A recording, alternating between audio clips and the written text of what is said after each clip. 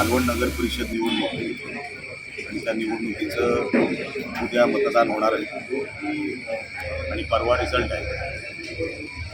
मागच्या अनेक दिवसांपासून प्रचाराच्या माध्यमातून आम्ही मालवणवासियांपर्यंत पोहोचण्याचा प्रयत्न केला।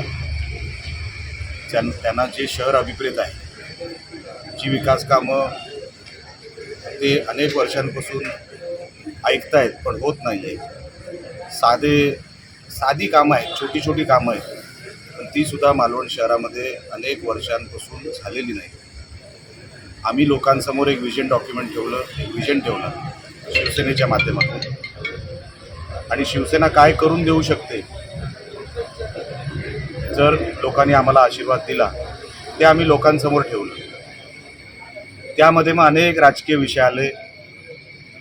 भारतीय जनता पक्षाच्या ज्या उमेदवार आहेत नगराध्यक्ष पदाच्या, त्यांची बोगस ओबीसी सर्टिफिकेट, आणि आज पण तुम्ही बघत असाल भंडारी समाज असो, ओबीसी समाज असो, ते स्वतः हायलाईट काय करतायत की बघा आपल्या सीटवर चुकीची सर्टिफिकेट दाखवून आज चुकीच्या पद्धतीने उमेदवारी मिळवलेली आहे, ह्यांना धडा शिकवलं पाहिजे, असा प्रचार आम्ही करत नाही आहोत, सामान्य जनता करते।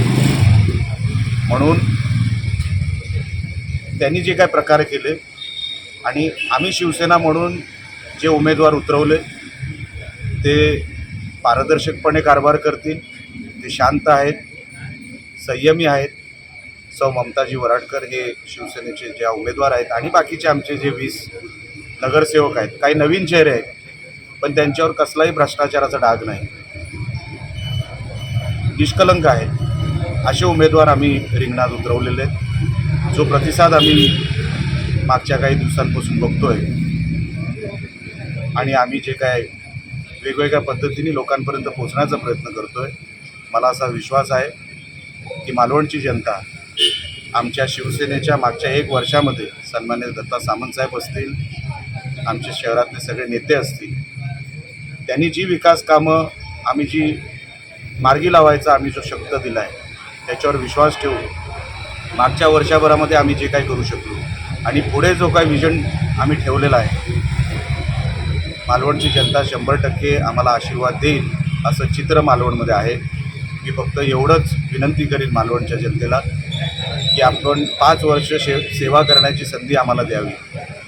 तुम्ही मला आमदार केलं, काही माझ्याकडे पद नसताना तुम्ही माझ्यावर विश्वास ठेवला, तुमचं कुठेही शब्द पडायला नको, तुम्हाला कुठेही असं मान खाली घालावी लागेल असं मी एकही कृत्य केलेलं नाही, करणार देखील नाही।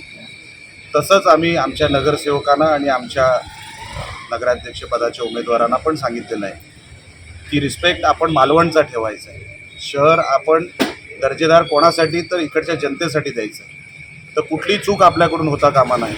आपलं शहर शांत राहिलं पाहिजे, आपलं शहर हे 21व्या शतकातलं झालं पाहिजे, ह्यासाठी जेवढे प्रयत्न करता येतील आम्ही सगळे प्रयत्न करायचा आम्ही शब्द दिलेला आहे। मालवणची जनता आमच्या सगळ्यांवर आशीर्वाद ठेवेल, शिवसेनेवर आशीर्वाद ठेवेल, सन्माननीय शिंदेसाहेबांवर आशीर्वाद ठेवेल, एवढी विनंती मी मालवणवासियांना करतो। जय हिंद, जय महाराष्ट्र।